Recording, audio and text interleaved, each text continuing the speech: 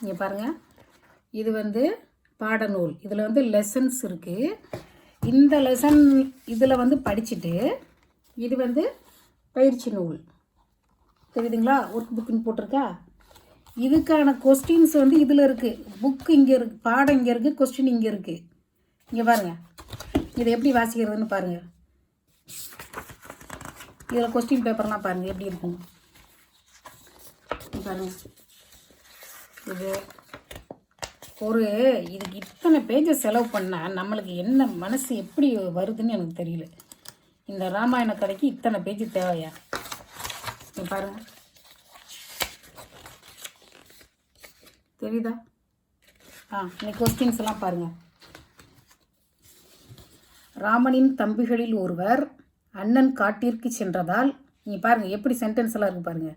ராமனின் தம்பிகளில் ஒருவர் அண்ணன் காட்டிற்கு சென்றதால் அவரின் பாதுகையை சிம்மாசனத்தில் வைத்து ஆட்சி செய்தவர் யார்? இவன் பெரும் வீரன், அரசன், உடற்பலம் மிக்கவன். இதெல்லாம் யாரு? போரில் ராமனால் கொல்லப்பட்டவன் யார்? இது கேள்வி. இவள் ஒரு அரக்கர் குலப்பெண், இலங்கை அரசனின் தங்கை, ராமனை காட்டில் கண்டு மனம் புரிய விரும்பியவள், சீதை கடத்தப்பட காரணமானவள், அதனால் போர் ஏற்படுவதற்கும் காரணமானவள் இவளே.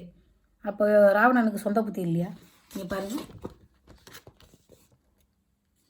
இதாவது நான் என்ன சொல்கிறேன்னா,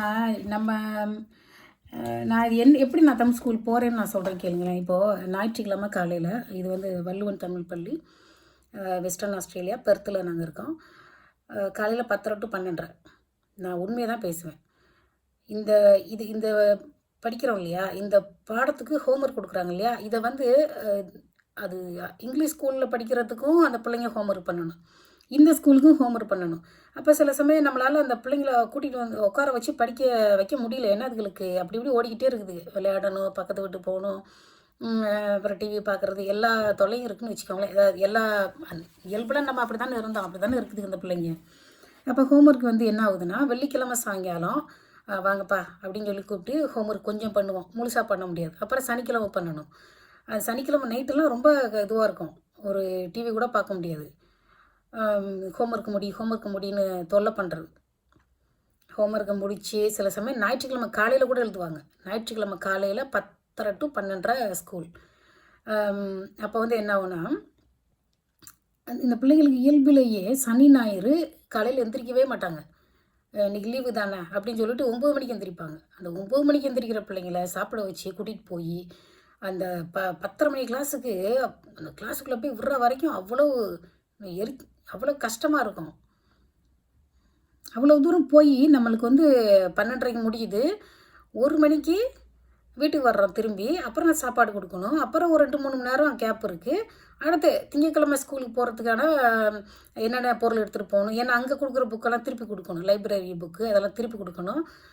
அப்புறம் சாப்பாடு என்ன செய்யலாம், அப்புறம் யூனிஃபார்ம், இது எல்லாத்தையும் நம்ம பார்க்கணும். இவ்வளோ அந்த ஞாயிற்றுக்கிழமையில் பாதி நாள் செலவாகிடுது.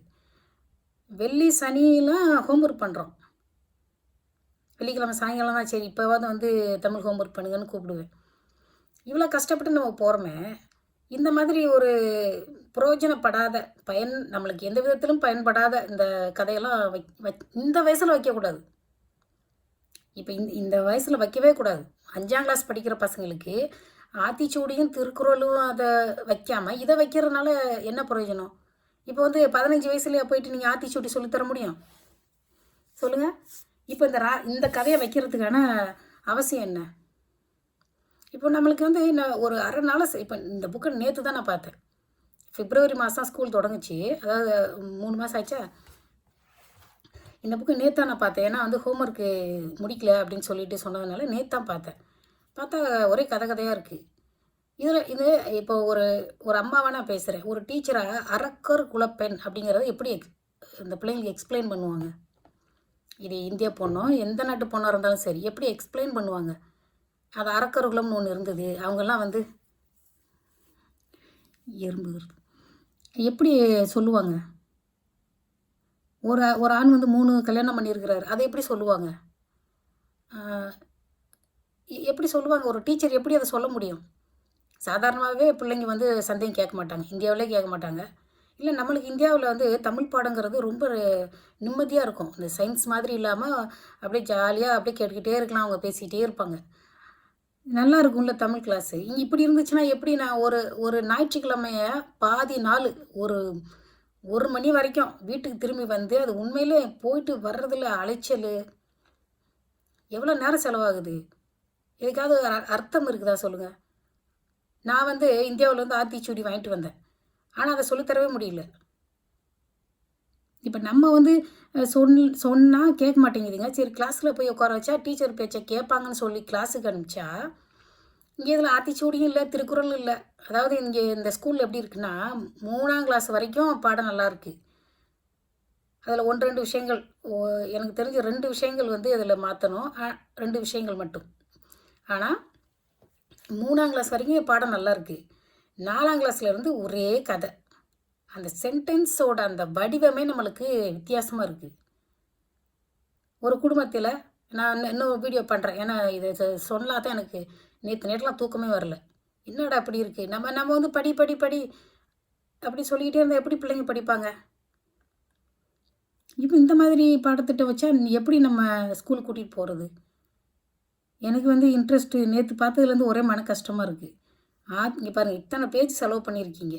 அதில் பயிற்சி நூல் இதுக்கு பாடத்தில் 7 பக்கம் செலவு பண்ணியிருக்காங்க. இதில் இந்த கொஸ்டின் ஆன்சருக்கு எத்தனை பக்கம் செலவு பண்ணியிருக்காங்க. ஆனால் வந்து ஆத்திச்சூடி வைக்கிறதுக்கு மனசு வரல. ஏன் வைக்கலை? இந்த வயசில் படிக்காமல் எப்போ படிப்பாங்க? இது சின்ன பிள்ளை. நாங்களாம் 2வது 3வது படிக்கிறப்ப ஆத்திச்சூடி 10 சொல்லிடுவோம். நம்ம ஆத்திச்சூடி ஒரு 2 திருக்குறள், ஒரு அறிவுடைமை, ஒழுக்கமுடைமை. நான் வந்து 5ஆம் கிளாஸ் படிக்கிறப்போ ஒழுக்கமுடைமை அதிகாரம் எல்லாத்தையும் எங்களுக்கு சொல்லிக் கொடுத்தாங்க. அதுக்குன்னே அந்த சப்ஜெக்ட்டுக்குன்னே ஒரு சிஸ்டரை கொண்டு வந்து அப்பாயின்ட் பண்ணாங்க, தமிழ் கிளாஸுக்கு மட்டும். இப்போ வந்து ஆத்திச்சூடி என்னடா நான் கேட்குறேன், ஆத்திச்சூடி சொல்லித்தரலன்னா இல்லை, பாடத்திட்டத்தில் இல்லை அப்படின்னா எனக்கு கஷ்டமாக இருக்குது. நம்ம வந்து பெட்ரோல் செலவு பண்ணி ஒரு அரை நாளை செலவு பண்ணுறோம். அப்புறம் ஹோம்ஒர்க் பண்ணி வேறு அந்த பிள்ளைங்களை பிடிச்சி தொல்லை பண்ண வேண்டியிருக்கு. இவ்வளவு செய்கிறது எதுக்கு? இந்த 3 பொண்டாட்டிக்காரனையும் கதை படிக்கிறதுக்கா? என் பிள்ளைங்களுக்கெல்லாம் வந்து ராமனும் தெரியாது, ராவணனும் தெரியாது. இந்த கதையை நான் வேறு வீட்டில் வந்து சொல்லிக் கொடுக்கணுமா? அது எப்படிம்மா ஒரு ஆள் வந்து 3 பேரை கல்யாணம் பண்ணாருன்னு கேட்டால் என்ன சொல்கிறது?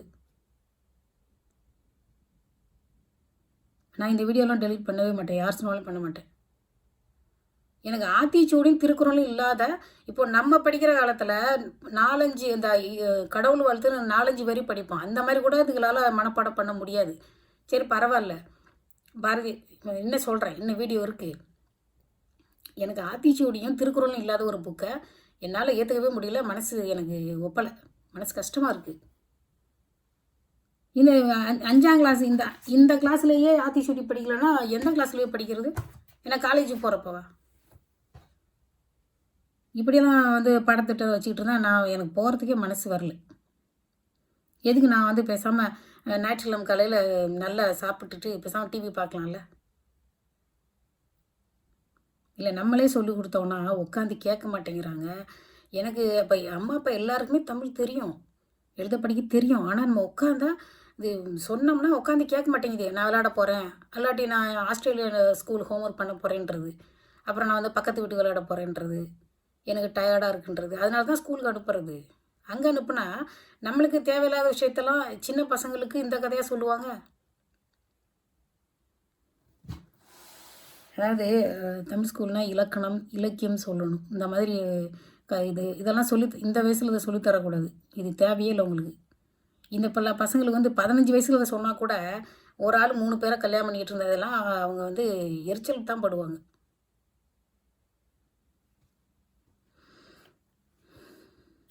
இல்லை நான் வேறு மாதிரி பேசணும்னு நினச்சேன். அதை பேச ஆரம்பித்தோன்னே எனக்கு டென்ஷன் ஆகிடுச்சு.